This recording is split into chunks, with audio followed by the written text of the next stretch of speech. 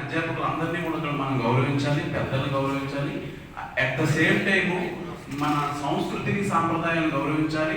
అలాగే మనం ఎక్కడైతే ఏ జాబ్ చేస్తున్నామో, ఎంత లీగా ఉన్నామో అప్డేట్ కూడా అవ్వాలి. ఇప్పుడుండే 90 డేస్లో ఈ పోటీ ప్రపంచంలో అప్డేషన్ అనేది కూడా ఇవన్నీ మనకు తెలిసిన జనరల్ పాయింట్సే.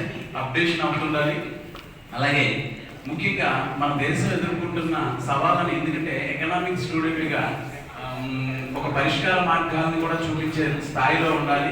సమాజానికి సేవ చేస్తూ, తల్లిదండ్రులకు సేవ చేస్తూ, రాబోయే తరాలకి మనం ఒక మార్గదర్శకంగా ఉండాలి. ఈరోజు మనం అనుభవిస్తున్న ఒక యూనివర్సిటీ స్థాయి అవనివ్వండి, ప్రకృతి వనరులు అవనివ్వండి, మన పూర్వీకులు మనకి ఇవన్నీ అందించారు. కాబట్టి మనం కూడా రాబోయే రోజుల్లో యంగర్ జనరేషన్కి సూచన ఏంటంటే మనం రాబోయే తరాలకి ఏం అందిస్తామనే విధానాన్ని మీరు అలవర్చుకోవాలి. ఒక మొక్కలు నాటడం అయితేనేమి, సమాజానికి కొంత సేవ చేయడం అయితేనేమి, గురువులను గౌరవించడం, మనకి విద్య నేర్పిన స్కూల్స్ని డెవలప్ చేయడం, చిన్ననాటి స్కూల్ నుండి యూనివర్సిటీ వరకు వాటి మీద కూడా ఆలోచన చేయాలి. ఇప్పుడున్న తరం ఏంటంటే కొంచెము పేరెంట్స్కి గౌరవం ఇవ్వడం తగ్గింది. అలాగే రూల్స్ని వ్యతిరేకించి వెళ్ళడము, ఇవన్నీ చూస్తున్నాం మనం డే టు డే న్యూస్ పేపర్స్లో.